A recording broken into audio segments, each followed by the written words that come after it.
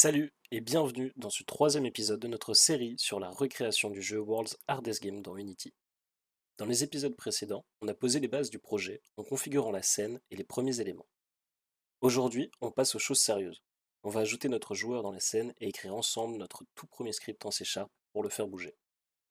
Avant de plonger dans le code, un petit mot sur la programmation dans Unity, surtout si c'est nouveau pour vous. Unity utilise le langage C# pour gérer les comportements des objets dans la scène. Grâce à des scripts, on peut contrôler tout. Les déplacements, les animations, les interactions, c'est ce qui donne vie au jeu. Ne vous inquiétez pas, on va y aller pas à pas pour que tout soit clair. C'est parti. Avant de commencer à coder, on va créer un dossier appelé script dans lequel on glissera nos futurs scripts. On va tout de suite y rajouter notre script player qui sera attaché au joueur et contiendra les fonctionnalités de celui-ci. On va double-cliquer dessus pour l'ouvrir. Normalement, une version de Visual Studio a été installée sur votre ordinateur en même temps qu'Unity et on se retrouve dessus dès qu'il est ouvert. C'est ici qu'on va écrire tout le code pour contrôler notre joueur. Prenons un moment pour explorer ce qu'on a devant nous. Tout en haut, on a une ligne qui dit Using Unity Engine. Cette ligne permet de dire au script qu'il va utiliser une bibliothèque d'Unity qui s'appelle Unity Engine. Elle contient des outils et des fonctions utiles pour faire fonctionner notre jeu. Ensuite, on a public class player, monobehavior. Ici, player est le nom de notre classe. Il faut savoir que lorsqu'on crée un script dans Unity, il crée automatiquement une classe du nom qu'on a donné au fichier.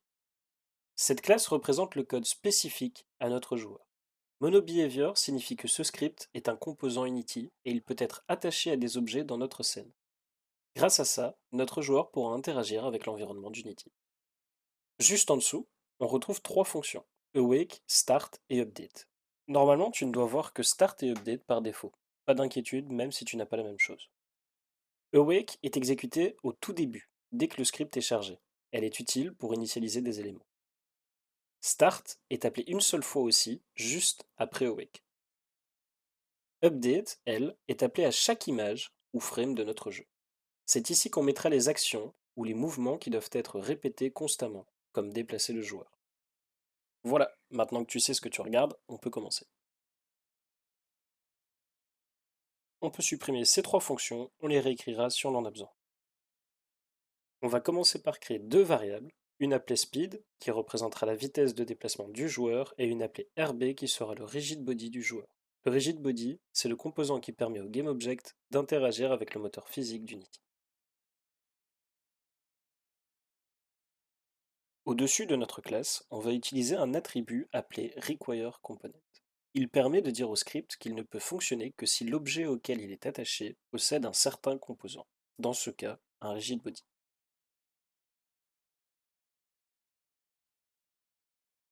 On va rajouter la fonction awake qui, je le rappelle, sera appelée une seule fois lorsque le script sera initialisé. Dedans, on va donner à notre variable RB une valeur. Cette valeur sera égale au rigid body 2D qui se trouve sur notre joueur. Pour trouver ce composant, on utilise la fonction getComponent. On va rajouter la fonction fixedUpdate. Elle fonctionne presque de la même manière que update, à la différence qu'elle est indépendante du nombre d'images qui passent à l'écran. Elle est appelée toutes les 0,02 secondes, à chaque fois que la physique est recalculée. On va mettre dedans toutes les lignes de code qui interagissent avec le système physique. Dans notre cas, comme pour bouger notre joueur, on doit déplacer le rigid body, on doit le faire dans fixedUpdate. On va créer une variable temporaire pour stocker la direction dans laquelle le joueur veut aller. Lorsqu'il appuie sur une touche, nous mettrons cette valeur à jour. On l'initialise à 0, comme ça quand le joueur n'appuie sur aucune touche, son personnage ne bouge plus. Sur Unity, il y a plusieurs moyens de récupérer les touches sur lesquelles le joueur appuie. Unity a même un package dédié qui s'appelle Input System, qui permet de récupérer les actions du joueur sur tout type de périphérie. Il est un peu plus complexe à prendre en main, et comme notre jeu ne nécessite pas tant de fonctionnalités, on va se contenter de l'ancienne méthode pour récupérer le clavier du joueur. Cette méthode consiste simplement à regarder dans Update si le joueur a appuyé sur une touche. Si c'est le cas, on code notre fonctionnalité. On va utiliser cette approche parce qu'on a peu de fonctionnalités à implémenter. Mais pour un plus gros projet, ça devient vite ingérable vu que le nombre de lignes du script dépendrait directement du nombre de touches avec lesquelles le joueur peut interagir. Ici, on peut voir la première condition. Cette ligne veut dire que si la touche W est enfoncée ou la touche flèche du haut est enfoncée, alors notre direction est égale à vector2.up. Vector2.up est juste un vecteur qui pointe vers le haut. On va faire ça dans toutes les directions dans lesquelles notre joueur peut aller. C'est pourquoi cette approche pour gérer les touches est très limitée, mais pour nous, elle est suffisante. On va faire la même chose pour le bas. On fait la même condition, mais avec des touches différentes, et on change la valeur de Move Direction en fonction de là où le joueur veut aller.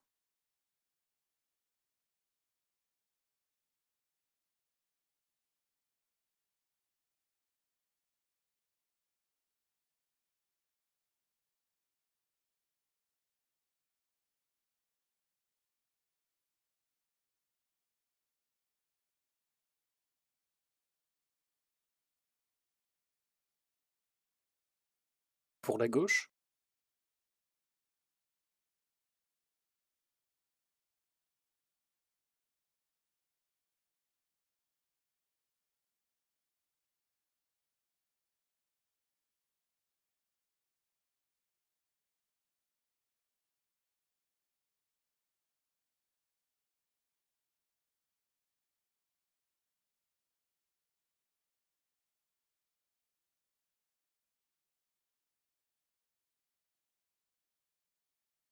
et finalement pour la droite.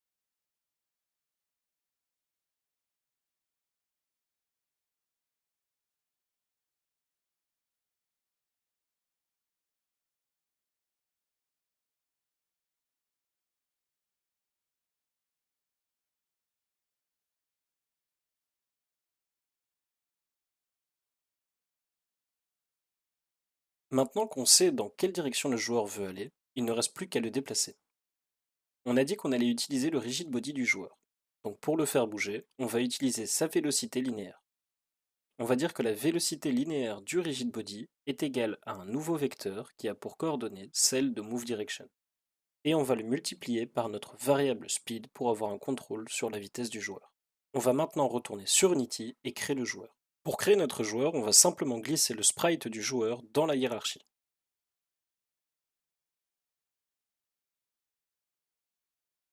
On va lui rajouter le composant qu'on vient de lui écrire. Je rappelle que lorsqu'un script hérite de MonoBehavior, on peut l'utiliser comme un composant et le glisser sur des GameObjects. Comme on avait utilisé requireComponent rigidBody sur notre classe, Unity a rajouté un rigidBody à notre joueur automatiquement. On va désactiver la gravité sur cet objet et l'empêcher de tourner sur lui-même. On peut aussi modifier la valeur de speed, la variable qu'on avait créée dans notre script. Si elle apparaît dans l'éditeur, mais que RB n'apparaît pas, c'est parce qu'on avait utilisé l'attribut serializeField devant la variable speed. Si votre joueur n'apparaît pas, il faut simplement changer son numéro d'ordre dans les couches. Cette valeur se trouve dans le Sprite Renderer. Le Sprite Renderer est le composant qui se charge de dessiner les sprites à l'écran. On va lancer le mode play et regarder si tout fonctionne. Il faut savoir que dans ce domaine, tout ne se passe pas toujours comme prévu. Mais au moins les mouvements fonctionnent. Dans la vidéo précédente, on avait rajouté un rigid body à nos murs, mais j'ai oublié de désactiver les collisions dessus. C'est ce qu'on va faire tout de suite pour régler notre problème. Donc comme pour notre joueur, on va mettre Gravity Scale sur 0. On va relancer le mode play et retester tout ça. Cette fois-ci encore, on a un petit bug. Le joueur n'entre pas en collision avec les murs. Si je vous montre toutes ces erreurs, c'est tout d'abord parce que je ne le fais pas exprès, mais c'est aussi parce que si vous tombez sur le même problème à l'avenir, et vous allez tomber dessus, c'est normal, peut-être que vous verrez directement d'où vient ce problème, et que vous pourrez donc le régler beaucoup plus vite. Dans ce cas-ci, le problème c'est que j'ai oublié de rajouter sur le joueur un collider. Le collider, c'est ce qui va permettre de définir la forme de notre objet pour qu'il puisse interagir avec le système de physique d'Unity. Donc on va tout simplement rajouter un box collider à notre joueur. Dans le game dev, il y a quelques petites astuces pour qu'un jeu soit moins frustrant ou plus amusant. Et ici, on va en utiliser une qui rendra le jeu un peu moins frustrant. En fait, on va rendre le collider du joueur plus petit que la vraie taille du joueur. Comme ça, quand le joueur perd, il a clairement vu que c'était pas un bug, mais qu'il a réellement touché un obstacle. Une fois que c'est fait, on va relancer le mode play pour tester ce qu'on a fait.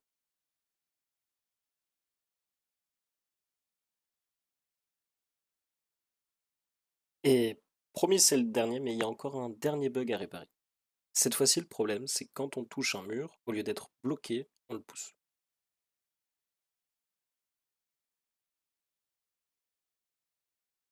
Le problème vient encore du rigid body sur le mur.